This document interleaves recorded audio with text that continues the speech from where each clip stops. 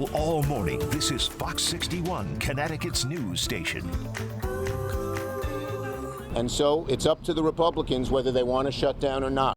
I think we're headed to a shutdown because the Democrats won't do the right thing. Now at 6, we are on the brink of the first government shutdown in nearly 7 years. We'll tell you what lawmakers are saying and what this means for you coming up in just a few minutes from now. Well, good morning. Thanks for joining us this Tuesday here on Fox 61 and Fox 61 Plus. I'm America Arias. And I'm Bridget Bureau. Great to have you here. Believe it or not, the last day of September today. We are cruising into October and a bit more seasonal conditions, Rachel. Yeah, it's going to feel a little bit more like summertime today, but by tomorrow, feeling more like fall. So what a way to welcome October 1st. Clockwork on October 1st. Right, on October 1st, it's going to feel like a fall time out there.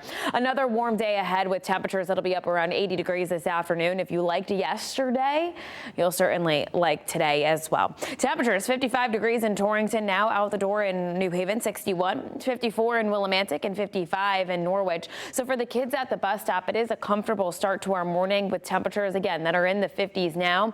You don't need the umbrella. We'll see a mix of sun and clouds this afternoon, and our high temperatures today will go all the way up to right around 80 degrees in the afternoon. So we are expecting a little bit more cloud coverage this morning, making way to more sunshine this afternoon.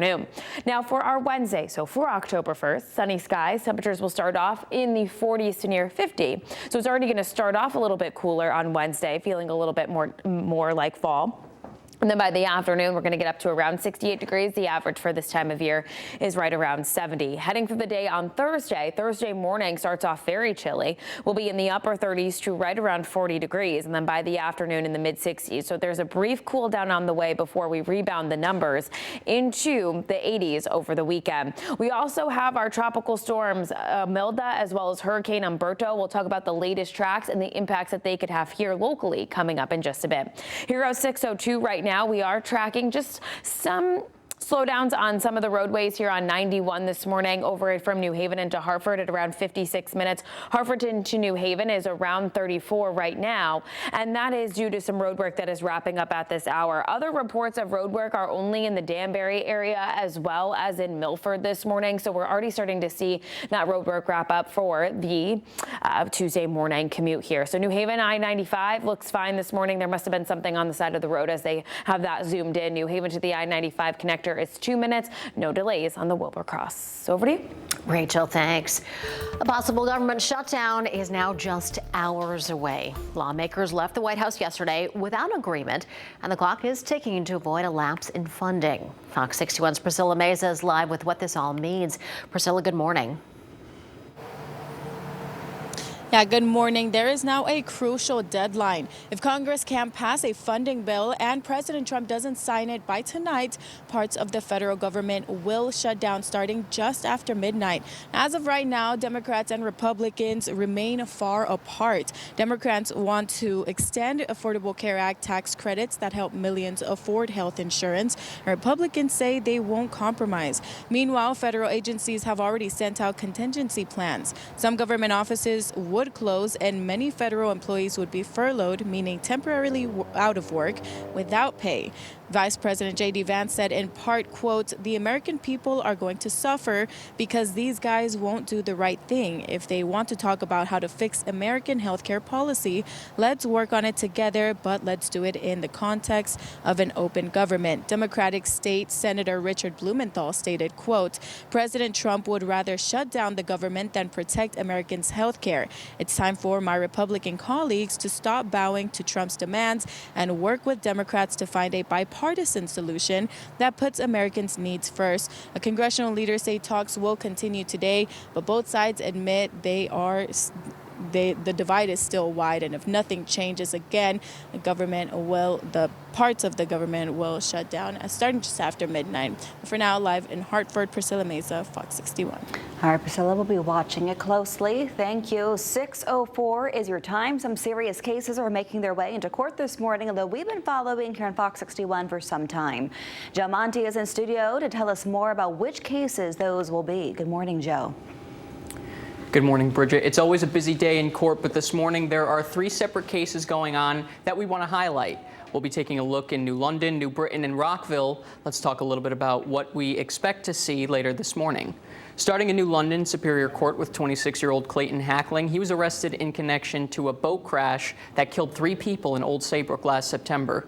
It's alleged that Hackling was recklessly driving the boat with alcohol in his system before the crash.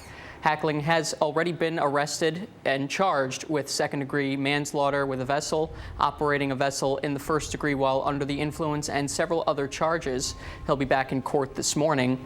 Taking a look at New Britain Superior Court, a little over a week ago, 36-year-old John Layson Romero was arrested after he allegedly choked his wife, threatened to harm himself and their 2 kids, and then took the kids from their home in Newington. In the process of the arrest, SWAT teams had an extended standoff with Layson Romero. A New Britain judge already issued an order to prevent him from making contact with his wife or children. He's been charged with kidnapping, strangulation, and several other charges. And lastly, Philip Pietris, a funeral home director, was arrested after he entered fraudulent prepaid funeral contracts that amounted to over $165,000. This was found after a lengthy investigation conducted by Coventry Police. This came after several people reported the funeral home for fraud. Pietris was already in hot water after losing his embalmer's license. He'll be arraigned in court today in Rockville. We'll keep you updated with these cases as time progresses. For now, back to you. All right, Joe, we'll see what pans out in the courtroom today. In other news, 7 fire cadets in Waterbury have resigned after city leaders say they were caught cheating during the exam for their EMT course. Fox 61's Kate Pattyfoot spoke to the Waterbury fire chief and the mayor about what happened. Waterbury Fire Chief Javier Lopez says when he heard the cadets cheated, he was disappointed. He said this is not how he wanted to start his term. We expect our firefighters to have strong moral values, and frankly, they didn't meet our high standards. Monday afternoon, Waterbury Mayor Paul Pernaruski informed the public that 7 cadets resigned. We were alerted that at least one of them was cheating. And when the fire department and human resources went back and did an investigation, which included looking at video of the classroom and interviewing all of the 13 individuals who were taking the test. Chief Lopez says the cadets needed to pass the EMT course final exam to then take the state EMT exam. The exam was on August 15th, and at some point during the test, the proctor left the room. When he finally came back into the room, he noticed that one of the cadets had the dual screen up, and he noticed that. He then reported that in, and that triggered the investigation. It was a matter of using their phones, using the computers in a way they should not have, and then talking back and forth with each other that was comprised the cheating, basically. Additionally, Mayor Pernaruski said 2 other cadets lied during the investigation and as a result have an extra year probation. It's very disappointing across the board to me. It's disappointing with the company that provided the testing for us, because I think if you see the video, you can say the proctor, there was just no way you could say he proctored that exam, frankly. Chief Lopez has been with the department for more than 36 years and has never seen this happen before. We don't want members on our department that fail to meet the high standards, our high ethical standards, and I think the public would agree with me. And to make sure this doesn't happen again, Chief Lopez says they will vet their proctors more thoroughly. And as an added protection, I would ensure that members from our training staff are on site during any examinations. If the cadets who resign want to try again, Chief Lopez says they'll have to reapply. In Waterbury, Kate Pattyfoot, Fox 61. 6:08 now. We have learned the identity of a person found in the Quinnipiac River Saturday by 2 kayakers. That person has been identified as 32-year-old Joel Augusti from Shelton. Police say right now there are no signs of any foul play and an investigation is underway. We now know the name of the woman who died after she was hit by a car in New Haven last Friday. Police say 42-year-old Willica Franklin was hit on L.T. Grasso Boulevard at about 10 p.m. She later died at the hospital. The driver stayed on the scene and told police that Franklin appeared suddenly in front of the car. Officers still don't know where she entered the roadway. The crash is under investigation. A 66-year-old man is in critical condition this morning after police say a car hit him while he crossed Main Street Extension in Middletown yesterday morning. Officers say Paul Faccini was rushed to Hartford Hospital with life-threatening head injuries. The driver stopped at the scene and is cooperating with investigators. Police are asking anyone who saw the crash to call the Middletown Traffic Division. A Hartford man has been arrested after police say he shot at a house in Windsor Locks last December. There were 2 children inside the home at the time, but thankfully no one was hurt. Investigators later tied the case to Jose Morales. Detectives used video, search warrants, interviews, and more just to track him down. Morales is a convicted felon with past gun charges. Officers arrested him last week without incident. He now faces several firearm and endangerment charges. His bond is set at $600,000.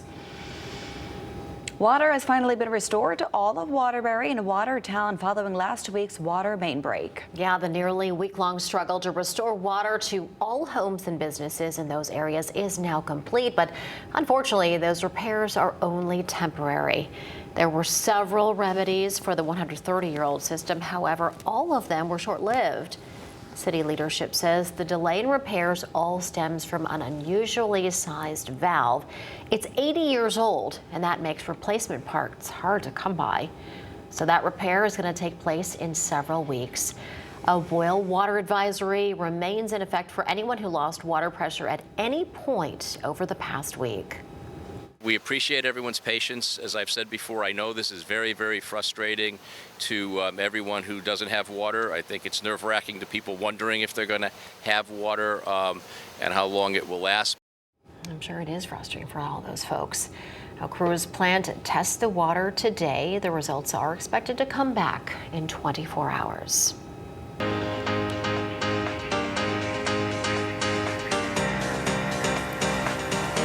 All right, listen up, runners. If you want to sign up for the Manchester Road Race and you want to save a few dollars, make sure you register to run by midnight. After today, ticket prices are going up $5 from $32 to $37. The registration fee will go up again on November 22nd to $42 before registration closes on 11:59 p.m. on November 25th. No entries will be accepted at the race day. As of this morning, there are more than 3,600 people registered to run the annual Thanksgiving Marathon. The race will take place Thanksgiving morning at 10 a.m.